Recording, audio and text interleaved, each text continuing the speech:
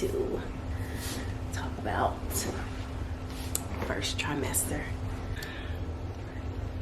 Peace and blessings, y'all. Welcome back to another video. I am Jehudijah Jubilee, and y'all, this is my, I think like my second or my first, like my third pregnancy reference video.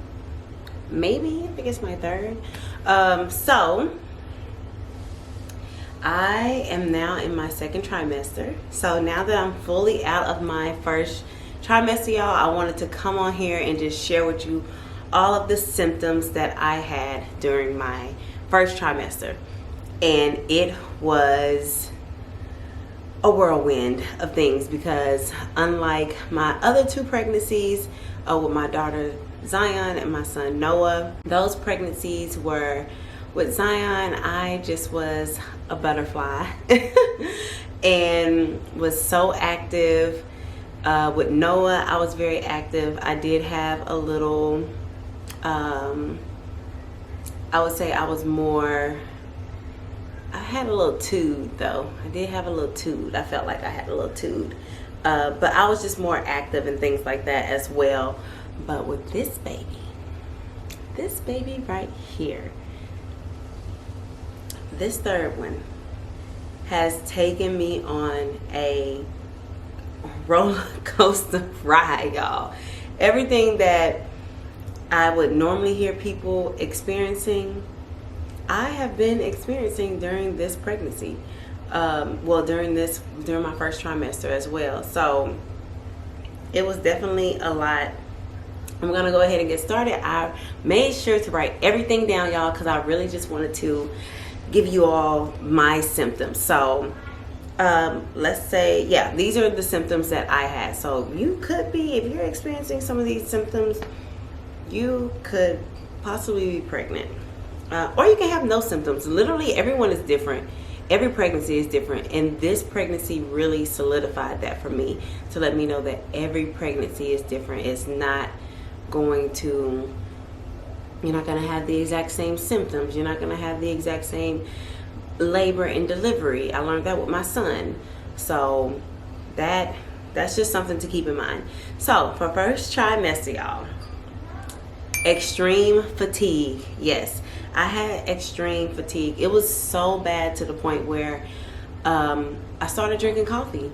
I wouldn't have like a cup a day, but like if it was one of those days where I literally just could not get myself up, like where I was like glued either to the couch or to the bed, or even when I was at work, I would be so overwhelmed with fatigue and just tiredness, meaning like my words, I was talking slower. I was just very, very tired. So fatigue. Another one is, as far as like eating things, I only wanted to eat fruit, y'all. I only wanted to eat fruit. During my first trimester, I was obsessed with watermelon. So I don't know if that had anything to do with me not drinking enough water, which was I drinking a lot of water? I wouldn't say I was drinking that much water. I was drinking water, but I was kind of like still doing half and half, like doing my water, doing my juice.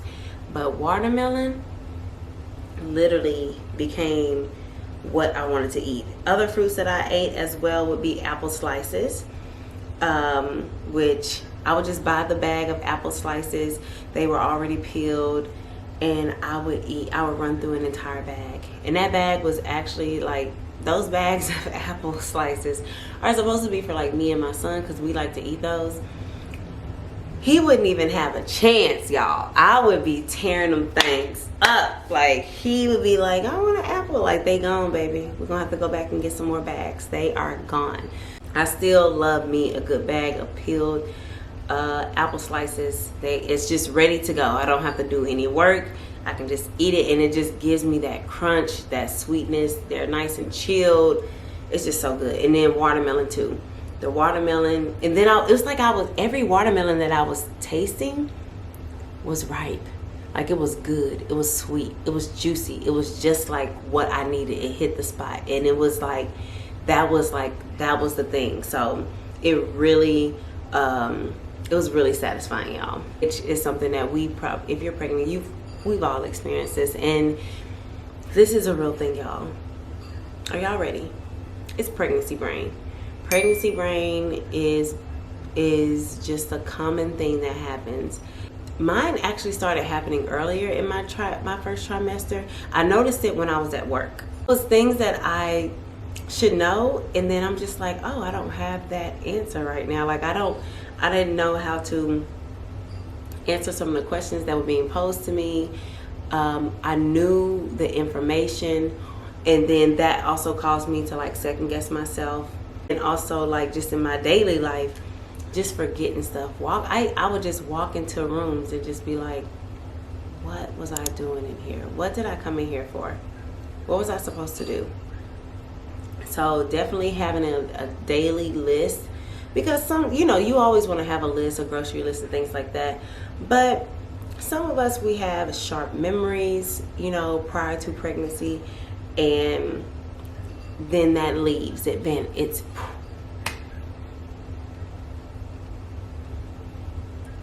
gone. It's gone. It's gone. I don't know what you want me to say. It's gone. So definitely taking advantage of my notes, my notes app, writing things down, putting things in my calendar, all of that, because that helps with pregnancy brain. But I would forget that I was cooking some stuff sometimes. Like I might just be having something like on a low little boil, and then I walk into the room, because you might have like 20-30 minutes for it to simmer or whatever, and you walk into another room and be like, I'm gonna just do this really quick, this is a 5-minute task, and then all of a sudden I forget that I'm cooking, and then all of a sudden I start smelling, and I'm just like, that something smells like it's burning. So yeah, pregnancy brain is real, very real, very real. The most common things are the tender breasts. So tender breasts and your areola area on your breast as well. That is very common. That was like one of the first signs. I know y'all hear my son, but listen, I am a mother, okay? So y'all, the other moms on here, y'all just tuning him right on out. So Noah, go to your room.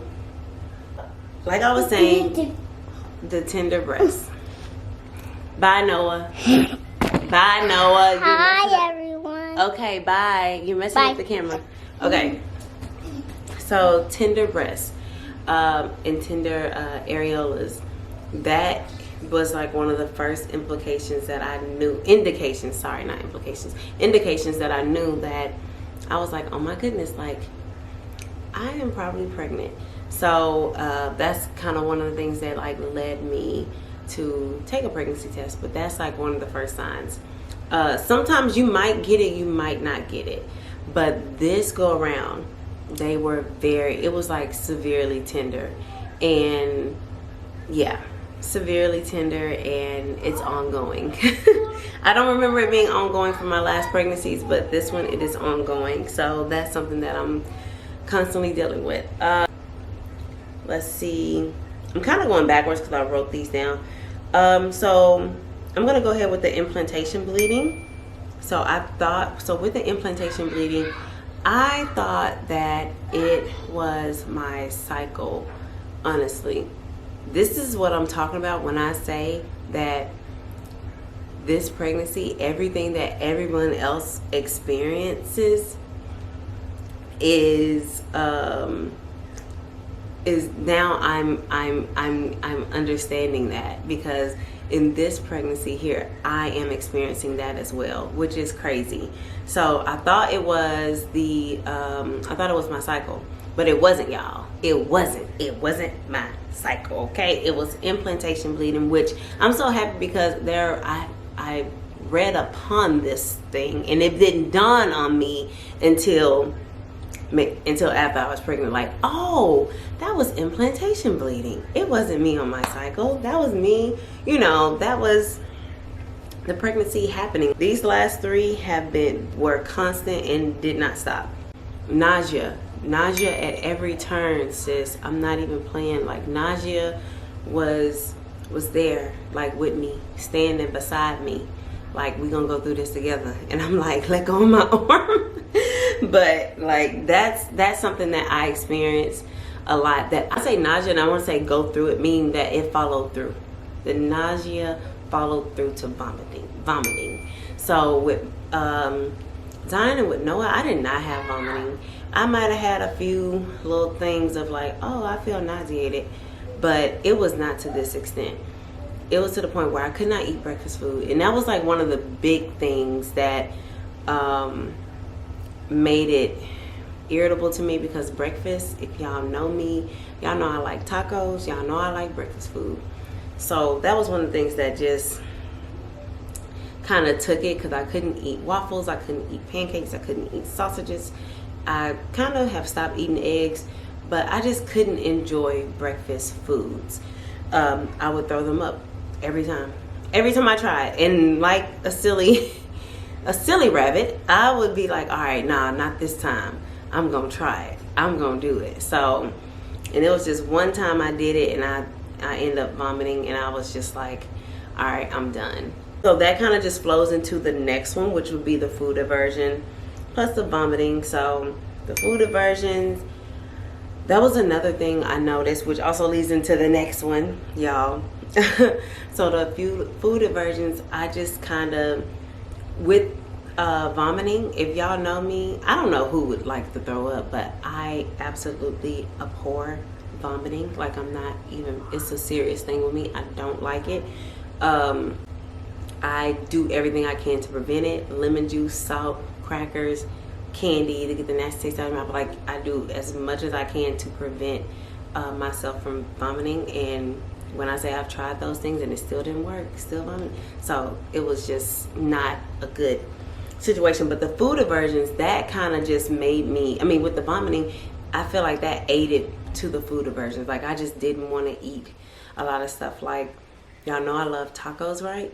So I rarely ate tacos. Did y'all hear me? I don't think y'all heard me. I said that I rarely ate tacos. Like, I didn't really want no tacos. I didn't really want no tacos, y'all. That kind of hurt my heart when I didn't really want no tacos. But I just went with it because I was like, you know what? I don't even want to mess it up for that. So I'll enjoy my tacos later. But yeah, I didn't want like any of my favorites. And what I did want, which is crazy. Well, no, I'm gonna say that's different. So yeah, I wanted fruit, of course, but I didn't want like my tacos. I didn't want any of that, like my Instacart food. What else? I didn't want to eat salmon, which that happened with Zion. I didn't want to eat any fish. I didn't want to eat. It was just that I just really was like, I'm really fine with not really eating anything, and I was just eating fruit. So that basically caused me to no weight gain. So that's the last thing that I experienced in my first trimester, was like, there was really no weight gain. And then I really knew, because I kind of already knew I wasn't like gaining any weight, because when I would eat stuff, I would vomit it up. And then I'm eating watermelon, I'm eating fruit. That stuff is just like kind of going right through me. I'm drinking water and my juices. And then also, or I'm just kind of like not really eating anything.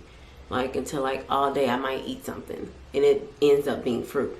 And I just remember my husband, he looked at me, he was like, you losing weight. And I was like, I probably am losing weight because of the food aversions and the vomiting. So that's what I experienced, y'all. So that's gonna wrap it up for this video, y'all. Thank you so much for tuning in. These were my first trimester symptoms, and you know, this is my first time experiencing a lot of these symptoms, so it was very new for me. Remember, I have not had a baby in 5 years, so this is it's not new to me, but these symptoms was new to me. But yeah, I'm just getting bigger and everything, and the baby is growing beautifully. My stomach is becoming more round, actually. So let's go ahead and get some belly shots. Let's get some belly shots so y'all can see my little my little bug up in here. Let's see.